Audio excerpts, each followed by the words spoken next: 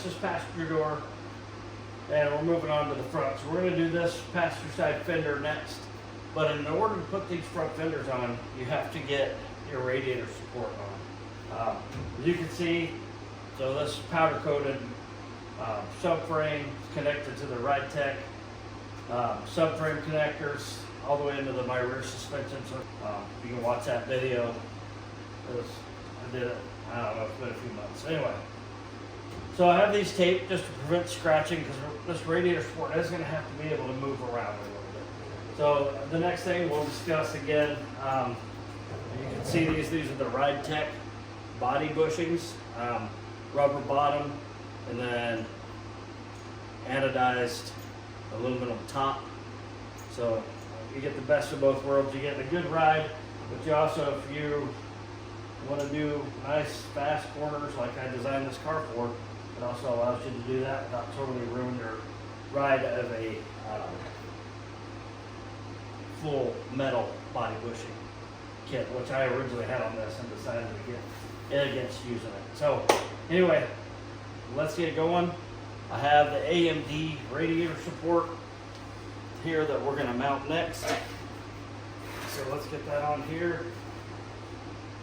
So alignment, you can see, it almost looks like you're putting it on backwards, but the bolts that go to the fender face forward, not backwards. So if you put it on here, which this almost looks correct if you were to look at it, but it's not.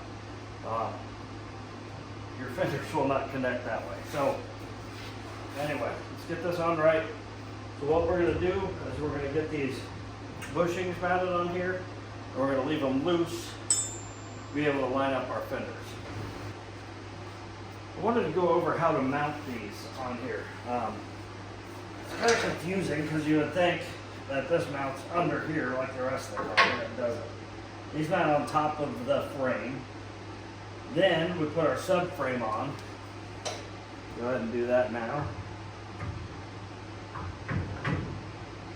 So then what happens, I hope you can still see that on the camera. Move the camera a little bit there. So once you have these mounted on here, these have a little cup in the back of them. You can see there. They go through and they cup over that. Then you're going to take your washer and your bolt, and we're going to go under here. We're just going to put these on hand tight.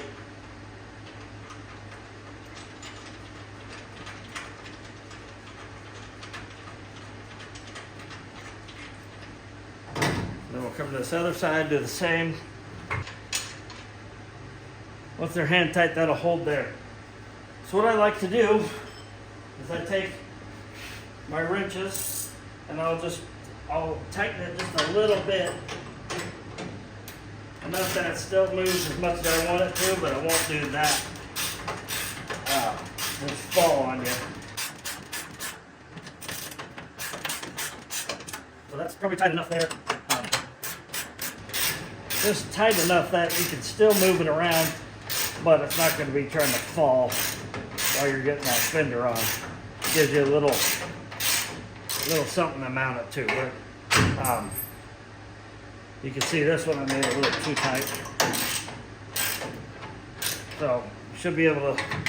In conclusion, this is a pretty easy part of the sheet metal, but it's really important to be able to line your fenders up. So we really want to have these be able to move back and forth and side to side, because when we line these fenders up, this is going to have to still be able to move a little bit. So they do leave, I think that holds about an inch around in diameter, so there's quite a bit of adjustment there.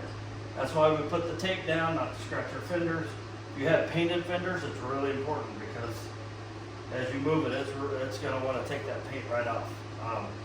Just in the little bit I've moved it without tape, I put a few good scratches in my powder coat. It sucks, but whatever, it's a driver, it's on a show car, so I just got to be okay with it and move on. So let's get going on the next part of this. Stick with us to part 3. We're going to line up this front fender. Hopefully it aligns well, and we're not going to have to go to welding like we did on the door.